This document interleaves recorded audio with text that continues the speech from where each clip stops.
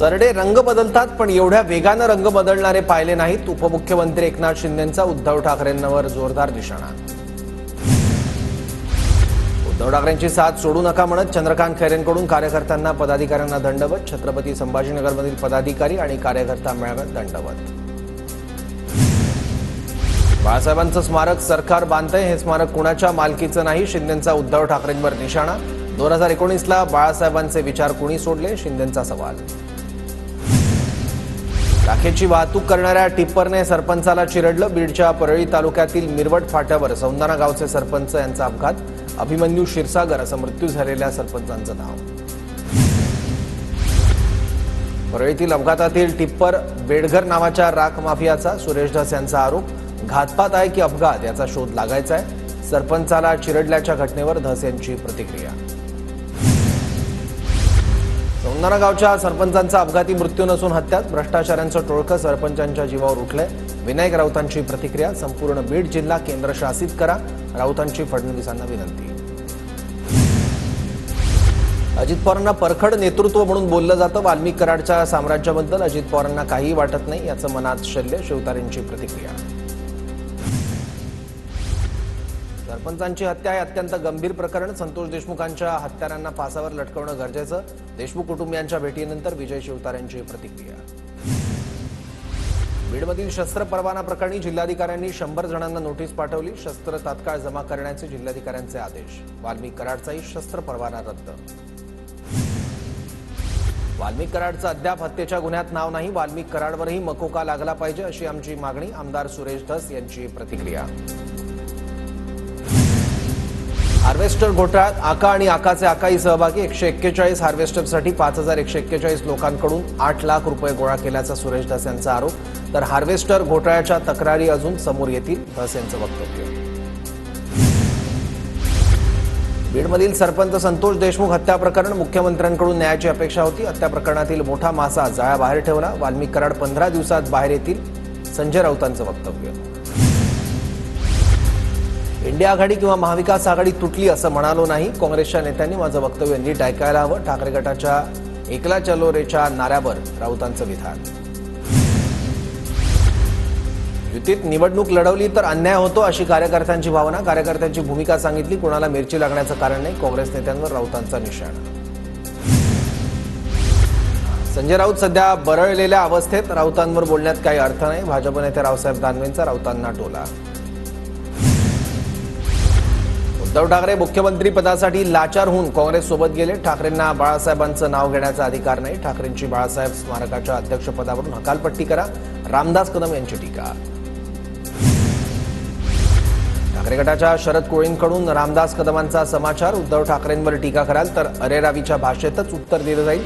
शरद कोळींचा रामदास कदमांना इशारा.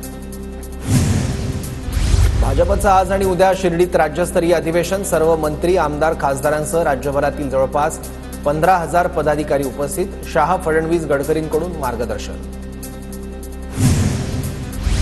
Torres company घोटाळ्यात नवी माहिती समोर. जनरल मॅनेजर तानिया कासातोवाकडे काही महिन्यांपूर्वीच पोलिसांना 69 लाख सापडले होते. डोंगरी पोलिसांनी जप्त केलेले पैसे आयकरला दिले. कासातोवावर 77 लाखांच्या फसवणुकीचा गुन्हा दाखल. टोरेस घोटाळा प्रकरणात आतापर्यंत 9 कोटींचा मुद्देमाल जप्त. आर्थिक गुन्हे शाखेकडून टोरेसच्या विविध शाखांमधून मुद्देमाल जप्त. कंपनीकडून बक्षीस म्हणून गाड्या स्वीकारणाऱ्या 15 गुंतवणूकदारांची ओळख पटली.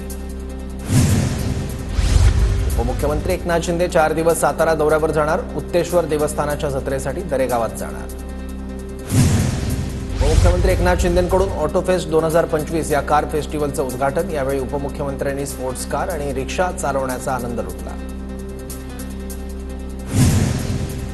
केंद्र सरकारकडून महाराष्ट्राला 10,930 कोटी रुपयांचा निधी. उत्तर प्रदेशला 31,000 कोटी आणि बिहारला 17,000 कोटींचं वाटप. केंद्र सरकारकडून उत्तर प्रदेश आणि बिहारला अधिक निधीचं वाटप. राज्य सरकारने सर्व अनुदानित शाळांकडून उपस्थितीचा अहवाल मागवला. शिक्षकांना आता शाळेतील उपस्थितांच्या नोंदी सादर करणं बंधनकारक. सिंदखेड राजा इथे आज जिजाऊ जन्मोत्सव सोहळा साजरा होणार. राजे लखोजीराव जाधव यांच्या जुन्या असलेल्या राजवाड्यामध्ये सकाळपासून गर्दी. प्रशासनाच्या वतीनं शासकीय पूजा संपन्न. सोलापूरचं ग्रामदैवत सिद्धरामेश्वरांच्या यात्रेचा आज तिसरा दिवस. गड्डा यात्रेसाठी आंध्र, कर्नाटक, तेलंगणा आदी राज्यातून सिद्धेश्वर भक्त सोलापुरात दाखल. आज दिवसभर यन्नीमज्जन म्हणजे लिंगांना तैलाभिषेक होणार. कोल्हापूरच्या विशाळगडावरील दर्ग्यात जाऊन भाविकांना दर्शन घेता येणार. उरुसाला परवानगी नाकारल्यानंतर दर्शनाची प्रशासनाकडून परवानगी. केम बुर्णेवाडीत भाविकांच्या गाड्यांची तपासणी. जळगावच्या शिरसोलीतील 3 ग्रामपंचायत रस्त्यांवर जिल्हाधिकाऱ्यांकडून अपात्रतेची कारवाई. शासकीय जागेची बांधकाम आणि घरपट्टी पाणीपट्टी न भरल्यानं कारवाई. ग्रामपंचायत सदस्यांवरच्या कारवाईमुळे खळबळ. अमरावती जिल्हा मध्यवर्ती सहकारी बँकेचे संचालक प्रकाश काळबांडेंवर अपात्रतेची कारवाई. सत्ताधारी गटाच्या दाखल प्रकरणात विभागीय सहनिबंधक प्रवीण फडणवीसांचा निर्णय. संचालकांवरील कारवाईमुळे सहकार क्षेत्रात खळबळ उडाली. संतोष देशमुख हत्या प्रकरणातील आरोपी विष्णू चाटेने स्वतःचा मोबाईल नाशिकमध्ये फेकला. तपास यंत्रणांना अद्याप विष्णू चाटेचा मोबाईल सापडेना. फेकलेल्या फोनवरून चाटेने वाल्मिक कराडला फोन केल्याचा संशय. मंत्री धनंजय मुंडेंवर होणाऱ्या आरोपांकडे भाजपच्या वरिष्ठांचं लक्ष. भाजपच्या वरिष्ठ नेतृत्वाने प्रकरणाची दखल घेतली. अमित शहा आणि अजित पवारांच्या भेटीत बीड प्रकरणी चर्चा झाल्याची सूत्रांची माहिती.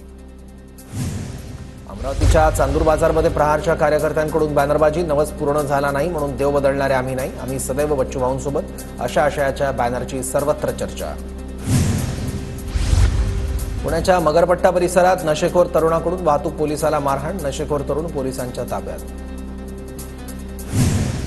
छत्रपती संभाजीनगरात दुकानं फोडणारी कोयता गँग सक्रिय. बजाजनगर भागात मध्यरात्री 2 चोरांनी 8 ते 9 दुकानं फोडली. वाळूज MIDC पोलीस ठाण्यात गुन्हा दाखल.